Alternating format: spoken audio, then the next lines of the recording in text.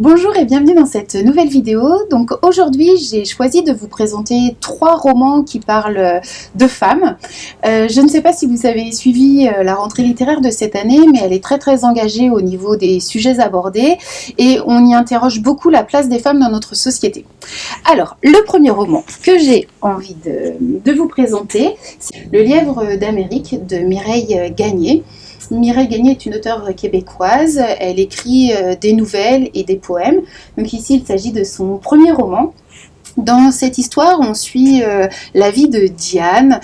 Diane qui est une employée très investie, qui cherche toujours à faire mieux et à faire plus. Et en fait, l'arrivée donc d'une nouvelle collègue va la déstabiliser et afin d'améliorer donc ses performances, elle va choisir de subir une intervention médicale. Et suite à ça, elle va connaître des transformations physiques, mais aussi au niveau donc de son comportement. Et c'est assez déstabilisant et on a envie donc de savoir jusqu'où ces transformations vont aller. Moi, je ne suis pas habituée à lire ce genre de roman. Habituellement, j'aime les choses très ancrées dans la réalité, dans le quotidien. Et là, je me suis laissée embarquer donc, dans cette histoire. J'ai voulu savoir où est-ce qu'on allait aller dans cette course donc, à la performance. J'ai aussi beaucoup aimé le lien qu'il y a à la nature et le lien qu'il y a avec la fable donc, du Lièvre d'Amérique. Vraiment, c'est une très belle surprise de cette rentrée et je vous invite vraiment à le découvrir. Le deuxième roman dont j'ai envie de vous parler, c'est On ne touche pas de Katie Roof. Dans ce roman, on suit la double vie de Joséphine, qui est professeure de philosophie dans des quartiers difficiles la journée et qui, petit à petit, va devenir donc stripteaseuse dans un club la nuit. Joséphine ne se sent pas très bien dans sa peau, elle a du mal à trouver sa place au travail, mais aussi dans ses relations avec les autres. Et le fait d'avoir cette activité, en fait, elle va reprendre confiance en elle, elle se réapproprie son corps, et petit à petit, on la voit s'épanouir en fait, dans sa vie. Et c'est vraiment un livre à découvrir, c'est plaisant, ça se lit facilement.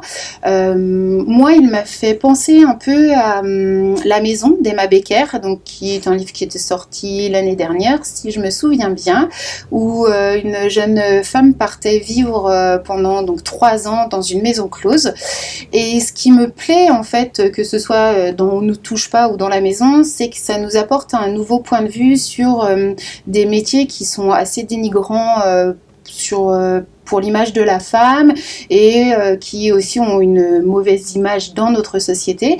Et je trouve qu'à travers ces lectures, en fait, ça casse des préjugés et ça nous apporte des nouveaux points de vue dans notre réflexion.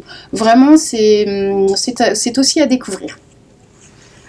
Et pour terminer, le dernier roman donc, dont je voulais vous parler, c'est Le cœur synthétique de Chloé Delhomme. Chloé Delhomme a reçu le prix Médicis pour ce roman. Donc, dans ce roman, on suit l'histoire d'Adélaïde qui a 46 ans, qui vient de rompre donc, avec son dernier conjoint et elle est bien décidée donc, à revivre une nouvelle histoire, à rencontrer une nouvelle personne, à rompre cette nouvelle solitude, sauf qu'elle va se retrouver confrontée au regard des hommes vis-à-vis des femmes vieillissantes et aussi la place qu'on laisse aux femmes à partir d'un certain âge. Heureusement pour elle, elle est très bien entourée, elle a vraiment un groupe d'amis sur qui elle peut compter et je pense que son final, c'est ce que nous retiendrons de ce roman, c'est cette histoire de sororité. C'est un style assez plaisant, ça se lit facilement, il y a de l'humour. Certains moments, le style peut être assez cru, assez acéré, mais connaissant Chloé Delhomme, je pense que ça reste quand même son roman le plus accessible si vous avez envie de la découvrir. Donc c'est fini pour aujourd'hui. J'espère que ça vous a plu. Donc comme la dernière fois, si certains de ces titres vous intéressent, n'hésitez pas à passer un drive. Et puis si certains d'entre vous veulent aussi donner leur avis, n'hésitez pas à m'envoyer une petite critique. Je me ferai un plaisir de la diffuser auprès des autres lecteurs. À très bientôt.